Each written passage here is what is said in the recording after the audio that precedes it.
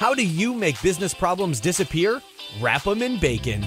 For business owners, marketing execs, and anyone trying to grow your business, pump your profits, and make more while doing less, welcome to Bacon Wrapped Business with Brad Costanzo. Sizzling hot business advice guaranteed to make you fat. Profits? Every week our chefs will serve you proven recipes for ramping up your revenue. Now here's your host, Brad Costanzo.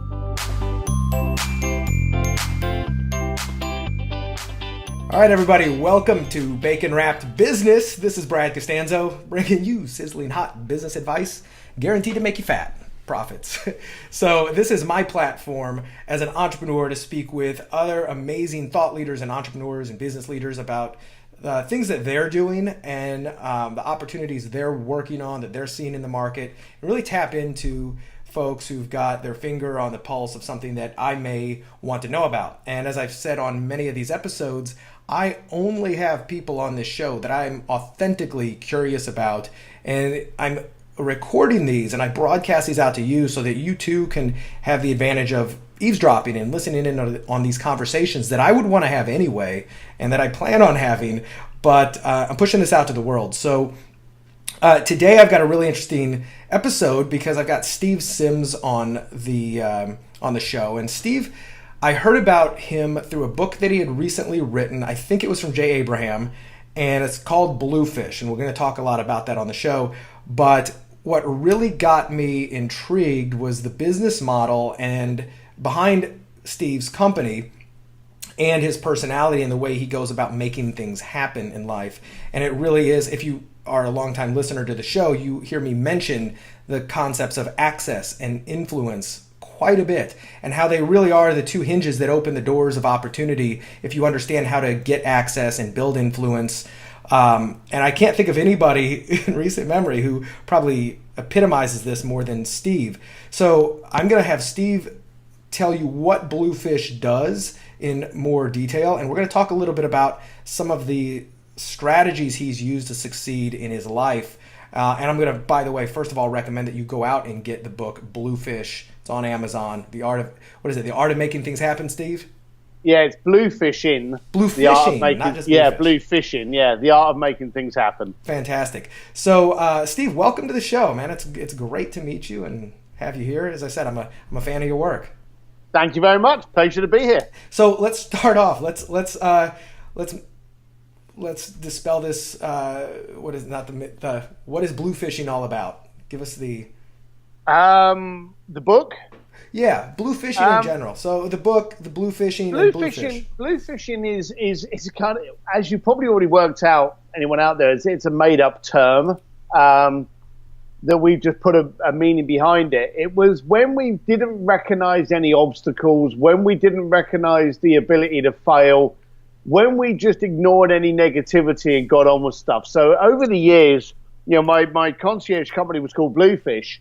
Just jokingly, and it was very almost cheesy, we would come in and go, oh, we got a no, but we bluefished the crap out of that and we got a yes.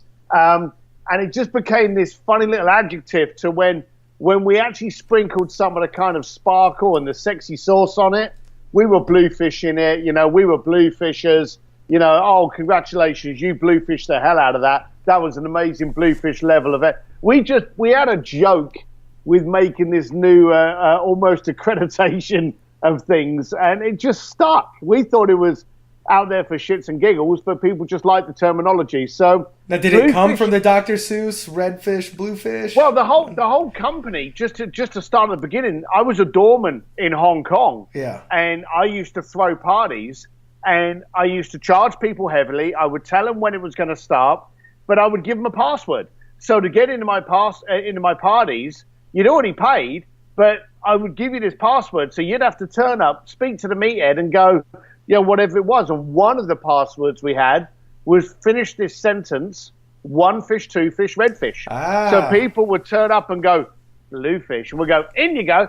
And the funny thing is, the company, and there wasn't a company at the time, but once we decided that we were doing really good at this party planning, and we needed to take credit cards, so you had to get a company and that, we didn't call it Bluefish. We never recognized how that had caught on and we called it Trianon, and people would literally start calling us and going, hey, is that Bluefish? And we'd be like, no, and they would hang up. So it wasn't until like about a month later that we realized that people had labeled us as Bluefish it's even based better. off of this passport. Yeah, so we did a name change on the company and became Bluefish. So, and I remember for many, many years, we thought Bluefish and Redfish was just a Dr. Seuss character. We didn't actually realize there was a bloody fish that is actually a bluefish. That's great. So now Bluefish, the luxury concierge company, it goes beyond, like, there's a lot of concierge services out there, etc. Yours seems to go above and beyond and into this realm of like, holy crap, how did you pull that off, right? Which is kind of like the point. Explain a little bit about the Bluefish model, who you serve, and I really want to find out a little bit more, not only about how you really started that, but what are some of the things that have been the biggest drivers of the success of it? Well, start off with what Bluefish does. Yeah, well, we never went out to make a concierge firm. So Bluefish is very well known to about the top 1% and maybe 0.5% of those in the planet. So we work with the rich and famous and the even richer and unknown around the planet. So we do things like send them down to see the Titanic, have Beyonce turn up to sing at a party, play piano with a rock star, be on stage and actually sing with them, close down a museum in Florence for a dinner party, and then have Andrea Bocelli come in and serenade you, stick you on the back of MotoGP bikes, stick you in the cockpit of Ferrari Formula One cars. The bottom line of it is, if you can even partially dream it, but more importantly afford it, we're the ones to make it happen. Right on. And I was actually called the real life Wizard of Oz. I never went into this to actually build up a concierge firm. I went into this because I like all entrepreneurs, to be challenged. Mm-hmm. And this was my drug of choice. I was getting regularly challenged to do these amazing things. And we incorporated a lifestyle concierge element into it. So we kind of backtracked into the concierge industry. But what we're really well known for is creating these fantastical experiences for people that basically own everything. So we're giving them nothing other than a smile and a story. Now, how often when somebody comes to you and like, I've got this idea for something I want to do, how often is that what you end up booking versus you taking it and making it even bigger and better and something that they didn't even, like they came to you for one thing and you made it even more magnified? Oh, that's easy. Never. Absolutely every client comes to us, and here's something I worked out as an entrepreneur. I can ask you what your religion is, when the last time you had sex was, how much money's in your bank account, what your taxes are, your social security number, your religion. I can ask you all of those taboo questions. Some of them will make you feel uncomfortable, but I've noticed nothing makes people more uncomfortable than actually asking them what arouses them, what excites them, what is that hot button, because you're now getting down into the core. Yeah. The bottom line of it is your bank account goes up and down. The last time you had sex is just a date fact. Your religion comes from pretty much, how you were born and raised. All of those things fluctuate, but your core, that's getting down into your soul, And so a lot of people, they have these ideas. And like we had a client come to us once, and he came to us through Richard Branson, and he wanted to meet the rock band Journey. Okay. And so I remember this story from the book. This is great. So we got chatting with the guy, and he had a phenomenal story of, from his years of sleeping on his mate's couch at college, he was a cover singer, a lead singer for a cover band of Journey tunes. And through all of his ups and downs of a normal life, relationships, money, all that kind of stuff, he had Journey tunes that basically related to chapters of his what would be his movie. So when you fast forward now, and he's very successful, very qualified, no longer sleeping on his mate's couch. His goal was to get in front of Journey and just to say thank you.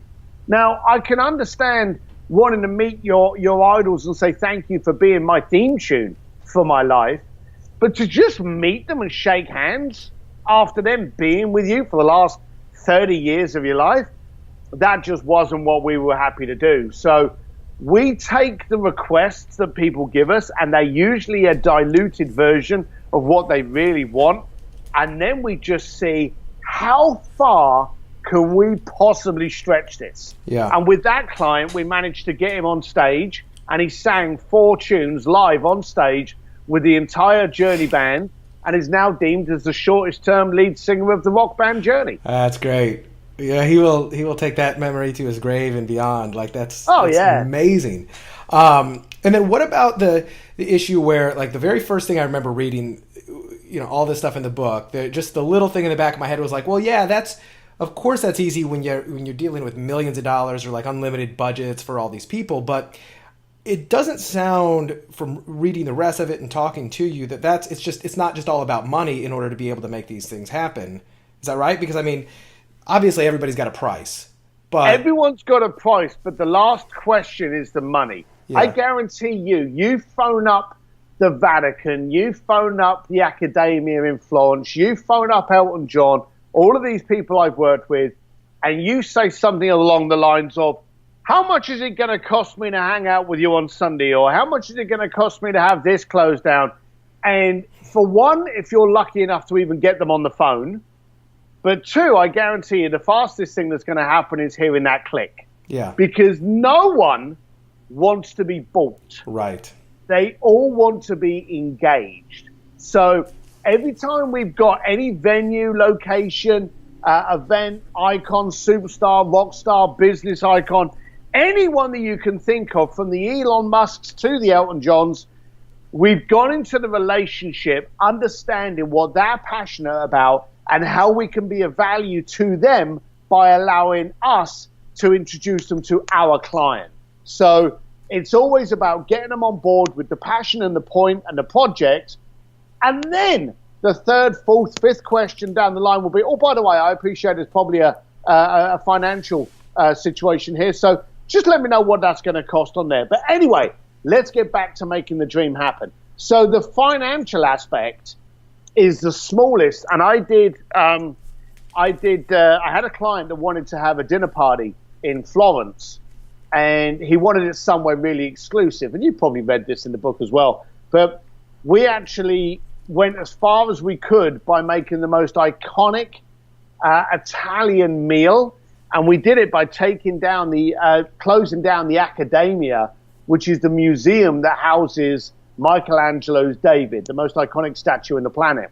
We put a table of 6 at the feet of David, and then halfway through dinner, I told them I would get a local singer to entertain them during the dinner, and I actually brought in Andrea Bocelli. That's just crazy. But here was the thing. We hadn't even paid Andrea or the Accademia. So we had got everyone involved so much that they were so excited about this project that we actually paid them after the event, because I only decided on the Monday that we were going to do this on the Wednesday. So to talk about short time and to get this turned around, but everyone did it based on my credibility and quite openly, which I think is the bigger one, the fact that they bought into the passion of the project. So that's the big thing. I know that passion is huge in everything you talk about and in your book and your interviews. One of the things that comes to my mind now is, like, for you, like, the more you do this and the more successful you get, the easier the doors are to open because your connections get bigger and your reputation. So when you're starting out, when you're trying to make big things happen, but you've got a Rolodex, but it's not maybe as big as yours, and you've got some connections, but it's not as, there's not as many doors open. You don't have your feet in as many doors. What are some of the ways that people can utilize these strategies so that they can get people to buy in to the bigger why and the bigger passion behind it, where normally you were going to hear that click? So, there's a lot of doors I'd love to open, but I don't have the credibility myself to do that. Obviously, I know some influential people. I can make some phone calls. But what is your advice for those people who are like, yeah, that sounds great for you. You've already got these connections and can make it happen. How do I start on a smaller scale and still get some results like that? Yeah, I'm hearing you, and it kind of gets me irritated and pissed off because there's an old proverb that says, when's the best time to plant an oak tree? Yeah. 300 years ago or today? Yeah. I have had more clicks, more go screw yourselves, more piss offs than probably most people out there. My Rolodex is very, very attractive now. It's very, very powerful. And the amount of calls or texts or messages I've got to put out to get to the person I want is very few now because of the shit that I went through to get to where I am now. I'm a bricklayer from East London. The bottom line of it is, if I'm able to communicate with Peter Diamandis, Richard Branson, Elon Musk, and the Pope, it's because I've got there. And anybody can do this. Absolutely anybody can do it. The first principle, the first perspective you've got to get is if you want to do something on the roof, you've got to climb up a ladder. So, and that's with any business. Luckily, I think I'm pretty much on the roof now. But in the early stages, you've got to do the first thing. And you've got to be very prominent that you're doing it not because of the money. Now, money's very important for you. It's important to me. It's important to everyone. But it's not everything. So do an amazing event. If a client pays you to do X, give him X and a bit of Y. Give him 20% more than what he realized he was paying for. My client didn't know Andrea Bocelli was coming in the door. Okay? So always try to go above and beyond what you do and start building up that reputation. And here's the key. My company, Bluefish, has no phone number on its website. There's no way of you contacting me other than applying for membership, and it costs you $5,000 to apply for membership. All right?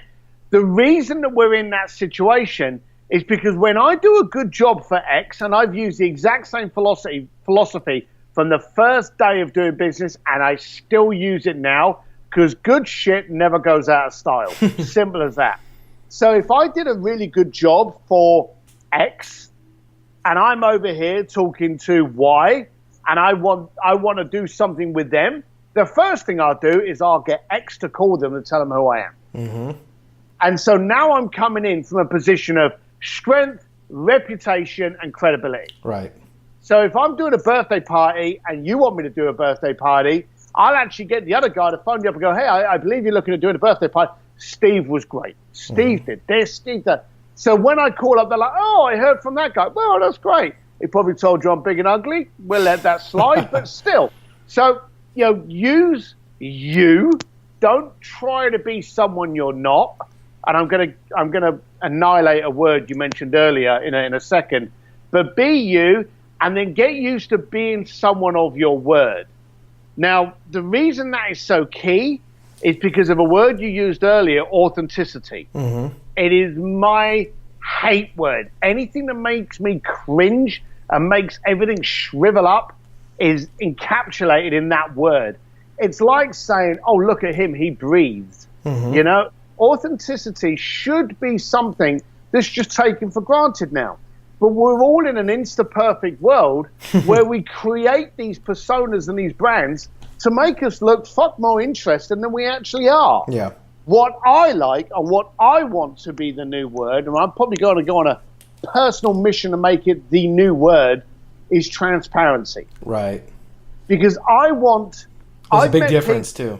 There's a massive difference, and I'm glad you picked up on it. I can relate to anybody as long as I can see them for them. The second you try putting on some clothes, a suit and armor, a costume, you build up these filters between you and me. I don't want to do an Indiana Jones. I don't want to go digging for the gold to see if you're someone I want to communicate with. Yeah. If you're an arsehole that just loves good whiskey, hey, you may be the kind of arsehole I want to hang around with. But I want to know that right at the beginning, and I don't want to waste my time. And we're in a world with low attention to detail, low focus. I want to be able to look at you and go, all right, I know what he's after. I know where this is coming from. So I want people to be transparent. I want people to get used to being themselves because there's no effort. And I want them getting used to using the credibility for everything they do to bump them up the next step up towards the roof by getting them to leapfrog on the credibility. And I do it now. If I need to get a hold of an artist, Journey. When I needed to get a hold of Journey, I phoned up one of the music contacts I was dealing with. Took me 2 phone calls to find out one of them knew the drummer. Bingo. Make a phone call, tell them who I am, I'll sort it out from there. Now, And I just want to go down that road just a little bit because you just I visually pictured you doing that, right? And you didn't have it. Yeah, you didn't know Journey. You knew people who knew Journey, right? So yep. So at that point, what is the conversation like? It doesn't have to be like verbatim or anything, but what is the conversation like when you're talking to that person and you're like, listen, Steve, I've got this. You know, I don't know how you would even begin to position that to say I've got a client who's been singing your songs and it means a lot to him. He'd absolutely love to meet you. He's blah blah blah. I mean, there's a nuanced, I'm imagining, way to do that while being transparent, but it's still at the same time being effective because you get introduced by somebody who can kind of vouch for you. But does it all flow like a hot knife through butter at that point, or is there still some like ways that you have to work that situation? Well, sometimes you have to heat the knife up yourself before you go in. So, and that's actually a fantastic question. Do you know no one's ever asked me that? So I'm pleased you did. Good. All right. So it goes back to you being you. So once you've had the introduction made, you don't want to tell the person making the introduction what you want from the other person. You don't want to cloud the message. Makes sense. So when that person goes over, it's a case of, hey, he's asking me to make an introduction. And usually, because you're just being you, you'll get things like, he's got a funny accent or he's a funny looking guy. And me and you can see what I look like. I'm not the kind of guy you want knocking on your door at 8 o'clock at night. So I will often get a few of those kind of little jokes. And they'll be like, oh, yeah, Timmy told me about you. And you'll get those kind of things. There's nothing better than that. Because these people get an idea of who you are right from the word go. And I'm a great believer that because of the internet, we can get our foot in the door with absolutely anybody. That's no longer the talent. Mm-hmm. The talent is being so irresistible they don't want you to leave. Yeah. That's the talent. So how do we do it? Right, here we sit up. First of all, anyone worth contacting, you need to research first. Everything is about positioning, whether it's business or boxing. It's all about your position. So if I want to get in touch with Journey, the first thing I'm doing is researching what's going on with Journey at the moment. Do they have a book? Do they have a documentary? Do they have a movie? Do they have a concert? Do they have a greatest hits album? What charities do they support? What galas do they go? What hobbies? And you can even just go on Instagram and see, look up the different artists in there. Are they always with horses? Okay, they like equestrian. You just try to build up something so that you know what's going on. During that initial research, before I contacted them, I found out a number of things. One of the things I noticed was that they were going back on tour. Okay, so they were going to be touring, which is great because it means when they tour, what do? They're all together. Mm-hmm. Okay, so that makes it easy for a start. Nothing worse than trying to get... I did a thing a while ago with Guns N' Roses before they started touring again. And, of course, they're all over the bloody show. So trying to get them all together was tough. But with Journey, they're touring and they've got a new tour coming out. A new tour means a new album. Also, in doing my research, I found out that the drummer's son had autism. My client's brother's son had autism. So I'm like, oh, hang on a minute. I've got many different connects here. I've got the charity that is close to home to one of the members. The managers are going to love me because maybe I can help promote the fact that the concert is now going on. And so when I went to them, I was able to say, hey, I'm glad Jimmy reached out to you. Thanks for taking the call. Look, I've got something that I want, but I want to tell you why it's a benefit to you. I know you have a concert coming out, and I did my research. I noticed that there's something very strong in your heart regarding autism. Now, let me tell you what I've got going on and how I think it can help both of those. So within the first 30 seconds, you've introduced them to the fact that, A, you've done your research, and that you need to keep me on the phone because I've got something that's going to benefit you by you helping me. Yeah. No, that's transparency straight off the bat. And that's exactly how the conversation went with Journey, and that's exactly how the conversation's gone on with everything from the Vatican to business icons. That's amazing, and you're absolutely right. It's one of the things I've done a lot, which is pay close attention, do your research, find out what is important to that person and what they're trying to do. With one of my most high profile clients, I just paid really close attention for the stuff that he was saying, the stuff that he was doing, and I saw an opportunity to take advantage of that because I saw an opportunity to add value based on precisely what he wanted, and it had nothing to do with what I wanted, and it led to a really great relationship. You said something a minute ago though regarding that when you're having somebody introduce you, so you don't want to cloud it, so you don't want them to tell the person exactly why. At the same time, like, I always hate when I get introduced to somebody and they don't say, well, this is why. Like, I'm always going to ask you, why do you want to introduce me to them? But at the same time, I do this. If I make an introduction, I'm going to ask, why do you want to make this introduction? Because I want to know that if I'm going to hand this off, that it's something that it's going to be really beneficial for that person. So how would you recommend somebody go about getting introduced without having to give away the entire farm, right? Like this. And that makes total sense. But you know the score. If you tell your mate a joke, and then he tells his mate, and then he tells his mate, by the time the 10th person's heard it, the joke's probably changed quite a lot. Right. There's no one that can sell you better than you.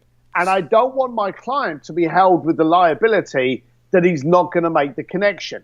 So I will say to him, there is a experience I would like to do with the band, but please make an introduction. So then he's going to go, hey, he wants to do something with the band. So I'm going to give him a little bit of a nugget. Right? Yeah. Tiny, a little lick of that iceberg. But my point is to have them go forward and go, this is what he did for me. This guy, and this is the best thing, this guy gets shit done. This guy does, astonishingly, it shouldn't be nowadays, but astonishingly, what he says he's going to do. Yeah. So when you go forward, that's rare these days. Again, it's like bloody authenticity, isn't it? Yeah. I've often said that I've become a fantastic, exceptional, brilliant communicator because the rest of the planet has become shit at it. And so that's why I've become so good. It's not that you've gotten better; everybody else has gotten worse. Yeah. I had an event a little while ago that I spoke at, and there was a gentleman there that was one of the first billionaires of the legalized marijuana trade here in California, one of the first. But the other gentleman that was actually speaking at the event was Rick Ross, not the rapper, but the Rick Ross from the 80s. Who was incarcerated? That was incarcerated and was also the biggest drug kingpin in the planet at the time. The only thing that separated those two guys was timing. Yeah. And I believe so true, yeah. It was totally true. And I believe that, I was a 17-year-old East London bricklayer rolling around with a black T-shirt, jeans, drinking, at the time, shit whiskey, but riding around on a motorcycle. Fast forward, I'm 51 years old, and the only difference is my whiskey's a better quality. Mm-hmm. But the position of the world has enabled me to just remain who I am and focus on the great art of communicating, which is still the only bloody app that you can't download. Yeah. That's you're 100% right on that. It's funny. I've had clients and friends and other stuff. This, especially if they're in the service business, like they're a CPA, they're a whatever plumber. It doesn't really matter. It's like if you really want to be seen as world class, top of the game, all you have to do is what your clients actually expect you to do, because so few people actually do that. Yeah. It's like if you just do what's expected, what you say you'll do, you're going to be more than half your competition. So, well, we're actually being educated on a daily basis not to trust the next button. Because how many times do you see something and you go, hey, this is only $4.99, and you click it, and then it's like upsell or plus shipping, or if you buy it, I saw something on TV the other day that just made me pee my pants. It was some product, and it was the only one you'll ever need. Okay, but if you bought it in the next 24 hours, I'm thinking, fuck, I'm going to do with the other one, Yeah. Apparently, I only need one for the rest of my life. But we're constantly taught that. So if someone just says, hey, you pay me, I'm going to do this, there's no area of miscommunication. And one of my greatest quotes I love that I heard with Joe Polish, the difference between being easy to understand and impossible to misunderstand. right. And if you've got that clarity and that transparency in a world where there's neither of those, you actually come out as king. Yeah. No, you're absolutely right. I love Joe, and I love that quote, and I remember reading about it.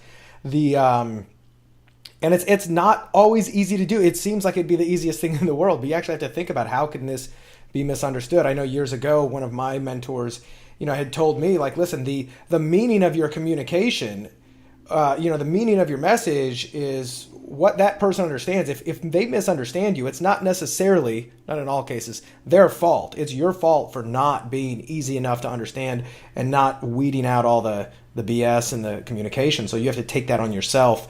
And I don't think enough people take responsibility for how they communicate, and they just get upset that everybody else misunderstood what they had to say.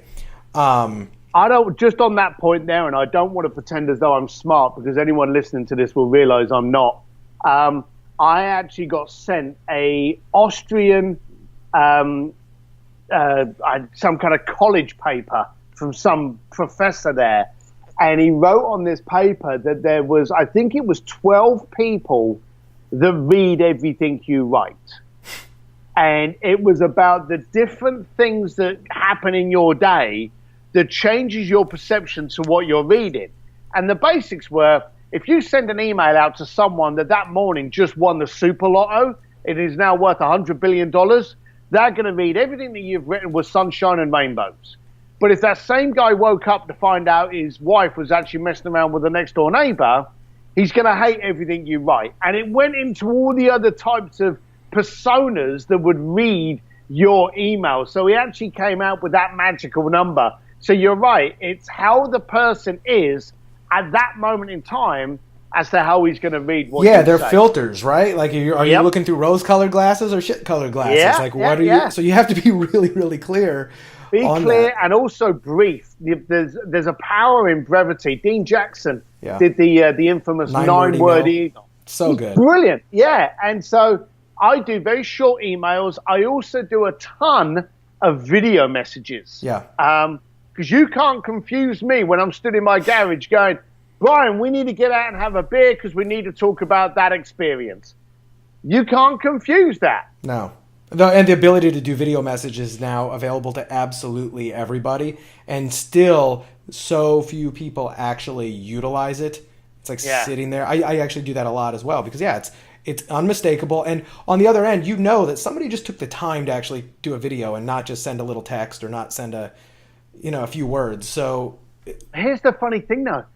I don't know about you, but I didn't study doing 120 words on a bloody typewriter at school. Yeah. When I write an email, for one, my grammar is shit. My wife thinks that I think I get charged for using punctuation because I don't use punctuation. I can do a video message in a third of the time that it takes to do a text or an email. I haven't got to check it for grammar. I haven't got to check it for layout. And I can push send. And here's the other beauty. It actually arrives on your text. Yeah.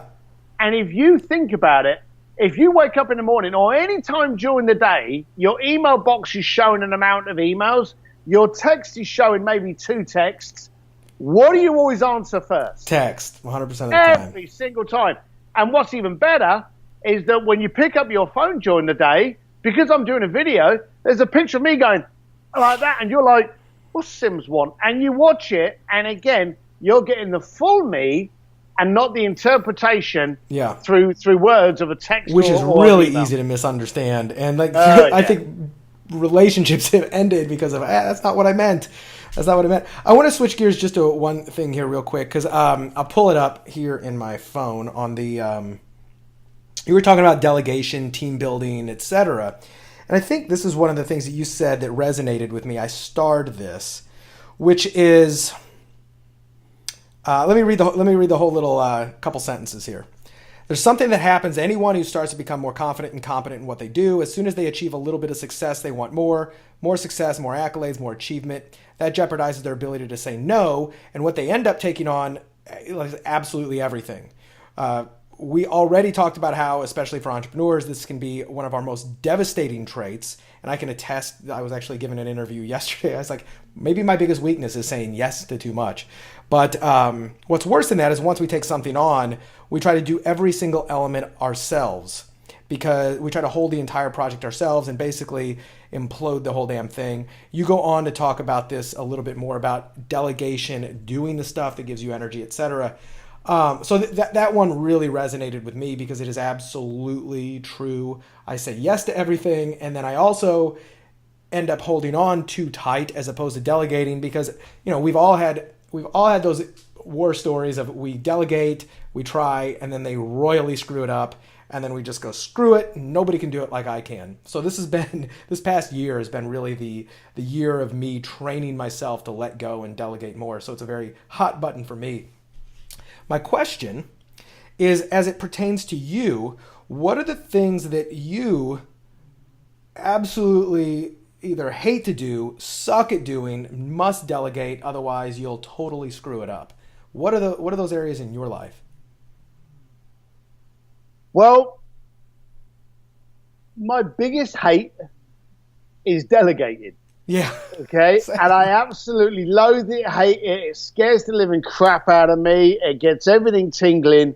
But the one thing that I know I have to do is, guess what? Delegate. Same. Now, you mentioned earlier about we've all been in a situation where we've delegated and they've screwed it up, royally was your term. Okay. Was that because A, you delegated to the wrong person, or you didn't communicate what they needed to do? There's a lot I take more responsibility. I'm actually one of those few people I think is like, it was my fault. I didn't delegate correctly. I didn't manage expectations correctly. Exactly. And you may have been right and wrong on so many points in that situation. So here's my little test. And again, everything I do is simple and primitive because it has to for the 17-year-old bricklayer. Yeah. I make a list of everything I do in the morning. And then I make a list of everything I do in the afternoon. I do this quite often. Probably get around to it doing like once a month, okay? And when I say everything, I'm on about I wake up, I make the coffee, I get the kids ready for school, I check my emails, and I go through. I go to the toilet, I put the dogs out after feeding them. I go through everything I do in that. Mm-hmm. And then next to it, I put a little tick, or I've got used to putting a little smiley face for the stuff that I like doing. Because the bottom line of it is, delegating is there to free you up more time. Right. But if it's something you like doing, why the hell would you free that up? Yeah. Do more of it. So I don't care if driving your kids to school takes an hour out of your day. If it's something you really enjoy it, shit, that's the whole point. You've got the big chair and all the crap you go through. So keep the stuff you like and then put a line through it. Get rid of it. And then look at everything else and ask yourself a question. Can somebody else do that job to the same ability or better? Okay? Now, like any entrepreneur, we get 100 million zillion emails a day. All right? There are companies, there are VAs that will go into your box, and I have a VA that does it, goes into my box. I don't check my email before I think 7:30 in the morning. I'm in LA, they're in Florida, so they're 3 hours ahead of me. I've already been in there. Right? And they go in there and they get rid of the junk, okay? And they know I like motorcycles, so the motorcycles and the whiskey stuff stays in there. But I really don't need carpet cleaning services, and I really don't care about business financing or any of that. They may actually send me an email and just go, you had some on these subjects. Are these relevant or of interest to you at the moment? Yeah. Okay. And you may go, oh, I was actually looking for business financing. And then they will drag those over to you. But they will send off all those emails to all the people that they need to go to before you turn on your email client. When you open up your email client and you see you've got 15 emails in there, you go, oh, yeah, that's sweet. Because you don't spend an hour getting rid of all of those. You have 200 to go through, right? Yeah. Exactly. So, and you go through all of that kind of stuff and you delegate what's available or what they can do to that level or above. And another prime example is I used to go shopping down at the grocery store, or my wife would go grocery shopping, okay? We worked together. I know it sounds funny, but for me, going grocery shopping is not of interest, okay? Yeah. Not when you can jump on Amazon now, plug it all in, and get it sent to you every 3 days. Absolutely. You know? Love Amazon Fresh.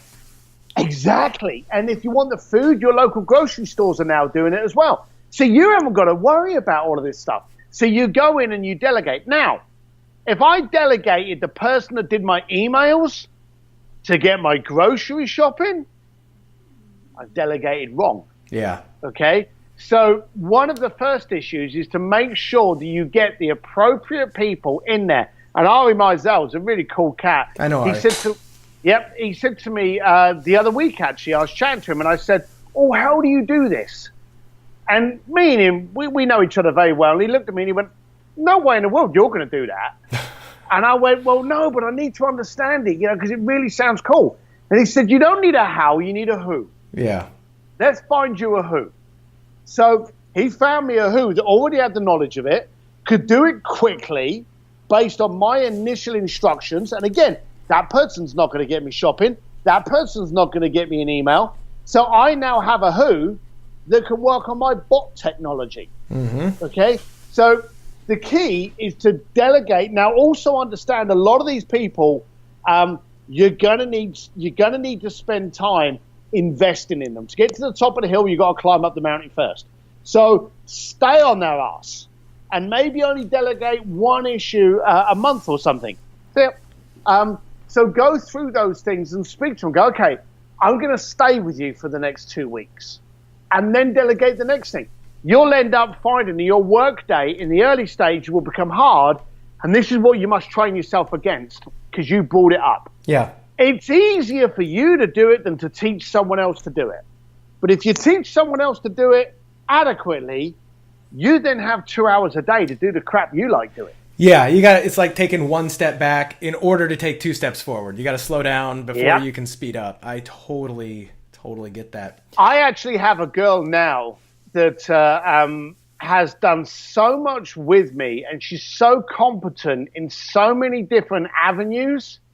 One of my delegations of her is to teach other people to delegate. Yeah. So I actually say to her, oh, I need someone that's got to start doing this. She's like, I'll start looking for the right person. She knows my mindset. She knows how I communicate. She knows how I will say something and leave it for someone else to translate really what I'm after, with that familiarity thing. So she's actually become my filter for getting the right people. And Fiverr is a great way of finding these places. Yeah, it really is. I had a former business partner years ago who's just brilliant. And his whole thing was, he goes, my first hire, if I'm starting off a new venture or whatever, I'm going to start hiring. My first venture or my first hire is an assistant, but more importantly, I don't just need her to do general admin stuff.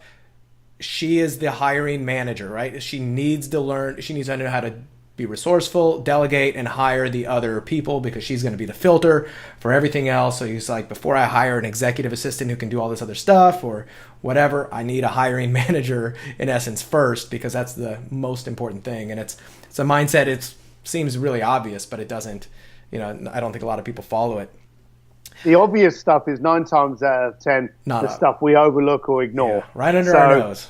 Yeah. So you got to go for that stuff first. So Steve, what's a nut you're trying to crack right now? And by that, I mean someone you're trying to meet, which probably you don't need help with. Someone you're trying to meet, something you're trying to learn, something you're trying to do or hire or money. Like, what's going on right now that myself, my listeners, this network here might be able to even say, hey, I may be able to lend a hand in that. Is there anything top of mind that? Well, as we were chatting before we got on to the record, my concierge business is doing very well. This book has leapfrogged me into more podcast speaking and more private client consulting. My consulting before then was always big luxury brands. I'm actually consulting a lot now for like solopreneurs and entrepreneurs. So that's been very interesting.